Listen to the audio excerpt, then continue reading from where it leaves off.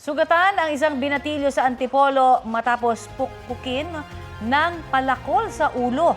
Ang suspect nagtago sa kisame bago maaresto. Paliwanag ng suspect, gumanti lang siya matapos gulpihin. Balita hatid ni EJ Gomez. Sugatan ang 17 anyos na binatilyong ito matapos pukpukin sa ulo ng isang lalaki gamit ang isang palakol. Nangyari ang insidente sa Barangay Mambugan, Antipolo City nitong linggo. Ayon sa biktima, bumibili lang sila ng ulam ng kanyang pinsan nang lapitan sila ng isang lalaki na residente rin sa kanilang lugar. Inakala raw nilang kakausapin lang sila pero bigla raw silang tinutukan ng patalim. Tinanong niya po yung pinsan ko kung tagasan raw po. Tapos sabi ko, pinsan ko po yan, bakit? Pagkabawa po namin, bigla po siyang umarang ulit, tapos bumunot po ng kutsilyo. Tapos umalis na po kami. Ilang oras ang nakalipas, inutusan daw ang biktima ng kanyang kuya na bumili ulit sa tindahan. Hindi raw niya namalayan na inaabangan na pala siya ng sospek bit-bit ang isang palakol. Biglang po may mampas sa ulo ko. Bumagsak po ako noon, tapos nagdilim po yung paningin ko. At nashock po kami sa lahat ng nangyari na hindi namin inaasahan na ganyan yung gagawin ng tao na yon, na nakandusay na lang sa daan yung kapatid namin. Aniya, hindi raw iyon ang unang beses na nanakit ang sospek sa kanilang kaanak. Last year, sinapak niya rin yung kapatid naming isa. Tsaka pinablatter na rin namin yon at tumingi naman ng dispensa. Pinatawad po namin. At biglang inuulit niya, kaya ngayon, di namin palalampasin yung ginawa niya talaga. Ayon sa barangay, nagtago raw ang sospek kasunod ng insidente.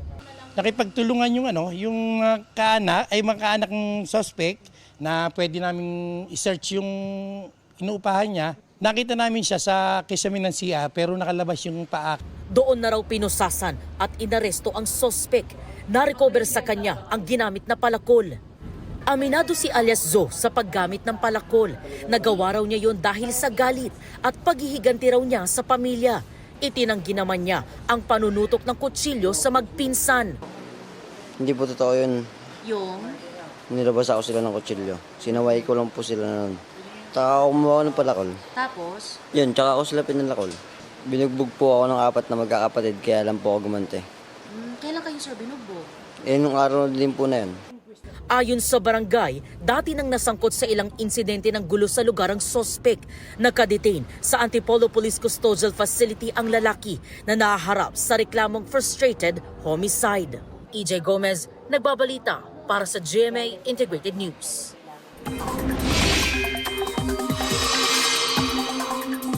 Mga kapuso, magiging maayos ang lagay ng ating panahon dito sa Metro Manila ngayong Ash Wednesday. Base sa rainfall forecast ng Metro Weather, mababa ang tsansa ng ulan sa NCR sa mga susunod na oras. Kung uulan man, ambon o mahihinang ulan ang mararanasan. Higit namang uulanin ang malaking bahagi ng Mindanao. Posible ang heavy to intense rains na maaaring magdulot ng baha o landslide. May tsansa rin ng ulan sa ilan pang panig ng Luzon at Visayas. Ayon sa Pag-asa, apektado ng hanging amihan ng Luzon habang easterly sa Visayas at Mindanao. 15 degrees Celsius ang naitalang minimum temperature sa Baguio City. 15.1 degrees Celsius sa La Trinidad, Benguet, habang 22.3 degrees Celsius dito sa Quezon City. Ito ang GMA Regional TV News. Mainit na balita mula sa Luzon, hatid ng GMA Regional TV. Patay ang angkas ng isang rider sa karambolan ng 6 na sasakyan sa Mexico, Pampanga. Chris, ano ang nangyari? Connie, isang pick-up na lumis ng linya ang naging ugat ng karambola. Kita sa kuha ng CCTV ang pagpunta ng pick-up sa kabilang linya at paghagip nito sa kasalubong na motorsiklo sa Barangay Santo Domingo. Sakay ng motorsiklo ang nasawing biktima. 3 iba pa ang sugatan sa aksidente. Dinala sila sa ospital. Base sa investigasyon ng Mexico Police, nakainom ang driver ng pick-up. Nasa kustodiya na siya ng pulisya at maharap sa mga reklamong reckless imprudence resulting in homicide, multiple physical injuries at damage to property. Walang pahayag ang driver. Dito naman sa Pangasinan, patay ang isang binatilyo sa Pusurubyo matapos makuryente habang nanonood ng basketball. Ayon sa pamilya ng binatilyo, nakaupo siya malapit sa poste ng basketball hoop at nanonood ng liga ng Barangay Talugtog. Bigla na lamang daw nakuryente ang biktima nang mapahawak sa poste.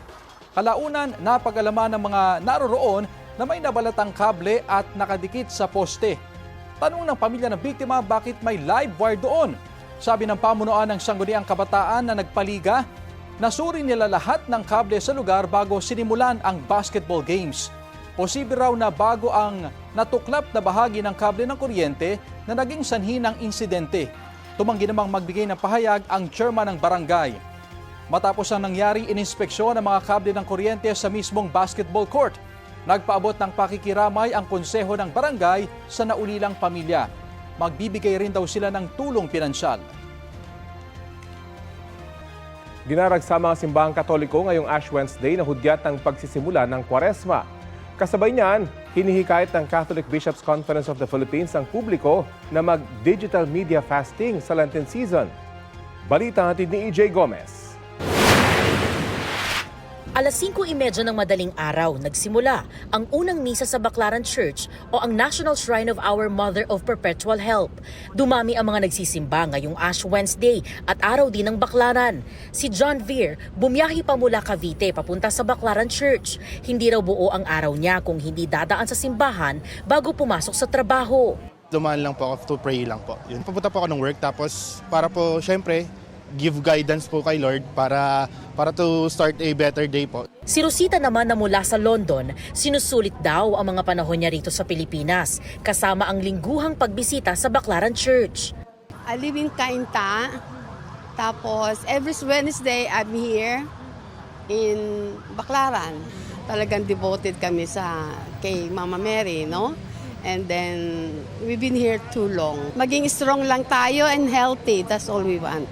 Pasado alas 7 ng umaga, dumating ang mga tauhan ng Special Weapons and Tactics o SWAT ng Parañaque Police. Nadagdagan din ang mga nakadeploy na pulis sa paligid ng Baclaran Church para mapanatili ang seguridad at kaayusan sa lugar. Sa isang pahayag, hinihikayat ng Catholic Bishops' Conference of the Philippines o CBCP ang publiko na maging aktibo sa prayer, fasting at works of mercy ngayong Holy Season of Lent. Hinihikayat din ng CBCP ang mga mananampalataya na magkaroon ng digital media fasting. Bukod kasi sa food fasting, dapat din daw mag-fasting sa paggamit ng cellphones, social media, streaming, gaming at online entertainment na madalas daw nagpapahina ng anilay interior life. Sa pamamagitan ng paglilimita ng digital consumption, mas mabibigyang oras ng mga tao, sabi ng CBCP, ang pagdarasal, Eucharistic devotion at makabuluhang pakikitungo sa kapwa. Lenten season is for cleansing po ng ating mga sins and mabuti naman po yun. Parang maganda naman pong i-practice natin yun na consider as fasting po natin, not only the food but the spiritual po.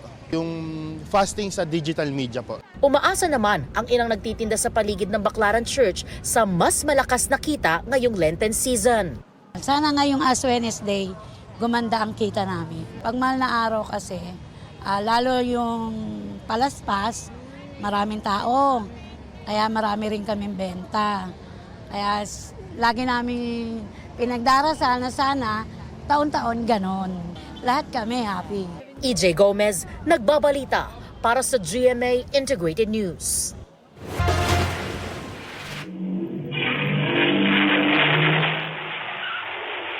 Inararo ng MPV ang 14 na motorsiklo sa kasagsagan ng rush hour sa barangay Tuktukan, Taguig. Nabanggapan nito ang isang kotse. Ayon sa pulisya, 5 ang sugatan sa karambola. Nakalabas na raw sila mula sa ospital.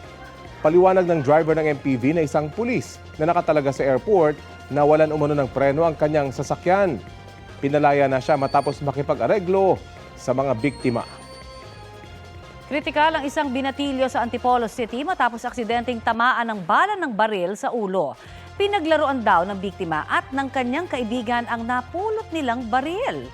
Balitang hatid ni EJ Gomez. Sa kwarto ng bahay na ito, sa Barangay Bagong Nayon sa Antipolo City, nakuha ng mga otoridad ang isang baril na pinaglaruan umano ng 2 binatilyo at aksidenteng naiputok. Ayon sa pulisya, hindi alam ng magkaibigang 16 at 19 anyos na may bala ang 38 caliber na revolver. Ayon po sa ating mga investigador, pinaglaruan po yung baril ng magkaibigan. At pagkahawak po nitong 16 years old na kaibigan nga po, aksidente po itong naitutok sa ulo at naiputok sa kanyang kaibigan. Base sa investigasyon, luma at sira umano ang baril. Baril na pinaglaruan ng dalawang bata is galing din po sa mga barkada nila. Dito lang din po sa kanilang barangay. Yung revolver po na yun is loaded po pala siya ng isang bala. Sa ulo tinamaan ang biktima na isinugod sa ospital. Kritikal ang kanyang kondisyon at kinailangan operahan ayon sa mga kaanak.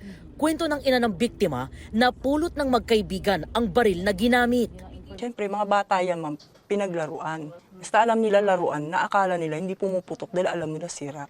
Para sa amin, disgrasya dahil kaibigan niya, hindi po niya kaaway. Kaibigan at ka-close niya po yung gumawa yung bata. Inosente po siya na paglalaro ang ginawa nila, ang kamalian nila ay baril ang ginawa nilang laruan.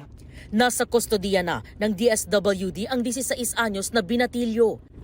Paalala ng otoridad sa publiko. Sa ating mga kabataan, pag may nakita po tayong baril or napulot or nabigay sa kaibigan, huwag po natin itong paglaruan. Pinakamabuti po is isurrender po natin sa pinakamalapit na police station. EJ Gomez, nagbabalita para sa GMA Integrated News. Bukas na po ang simula ng Ramadan, ang panahon ng pag-aayuno ng mga Muslim. Ayon sa National Commission on Muslim Filipinos, ang desisyon ay kasunod ng hindi paglitaw ng buwan sa moon sighting activities na itinakda kagabi sa iba't ibang lugar sa bansa. Pinakabanal na panahon para sa mga Muslim ang Ramadan. Sa panahong pong yan ay simula sila na nag-aayuno at nag-aalay ng panalangin alinsunod sa mga aral ng Islam.